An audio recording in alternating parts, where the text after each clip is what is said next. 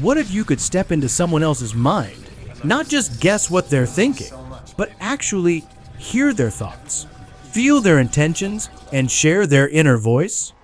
That's the dream of telepathy, a power that has fascinated humanity for centuries. And in 2014, director Khalil Sullins imagined it on screen in the indie sci-fi film Listening. The story begins not in a futuristic lab or a government bunker, but in a cluttered garage where two desperate Caltech grad students, David Thorogood and Ryan Cates, are tinkering with stolen university equipment. They're underfunded, overworked, and obsessed with breaking through the boundaries of neuroscience.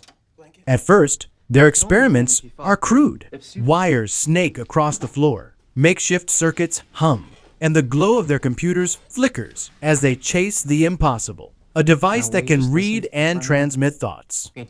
Their breakthrough comes almost by accident when Jordan, a friend drawn into their world, helps solve a design problem.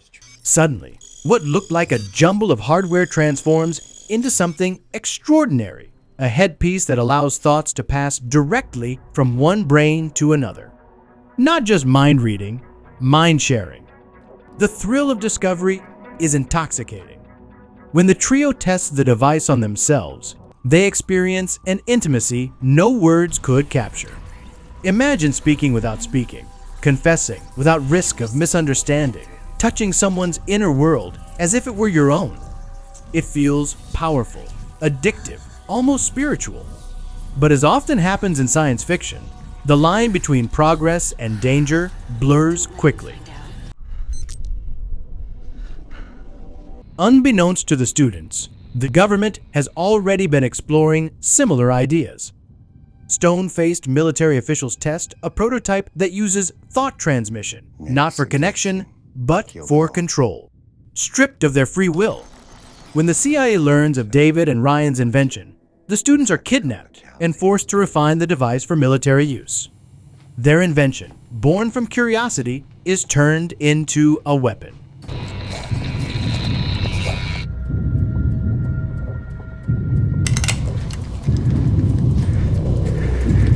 And through it all, the film presses a chilling question. If we could remove the barrier of privacy between minds, would that make us more connected, or simply more vulnerable? That's the fiction. But how close are we in reality? Can we actually read minds?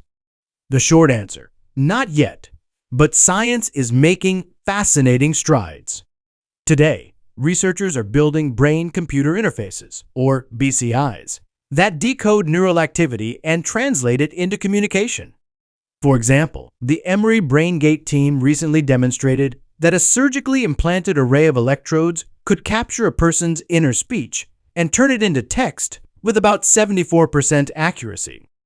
Patients didn't need to move their lips or make a sound. They simply thought about the words, and algorithms reconstructed them. Other labs are experimenting with non-invasive methods, like EEG caps and fMRI scans. At the University of Technology, Sydney, an EEG-based system decoded silently read sentences with around 40% accuracy. At the University of Texas, researchers trained an AI decoder by recording 16 hours of brain activity while participants listened to podcasts. Later, the system could reconstruct the gist of imagined sentences, though not word for word. One subject thought, "Look for a message from my wife saying she was coming back." But the AI decoded, "I thought she would come to me and say she misses me." Close in meaning, but far from precise. And what about transmitting thoughts directly from one brain to another, like David and Ryan do in Listening? Scientists managed to send the words "Hola" and "Yao" from one person to another using EEG and magnetic stimulation. The signal had to be coded into binary and transmitted over the internet. The receiving participant didn't hear a voice in their head. They saw flashes of light. They later decoded into letters. One word took more than an hour. Hardly the seamless telepathy of the film. The darker idea in listening is mind control, the CIA using the device to override free will.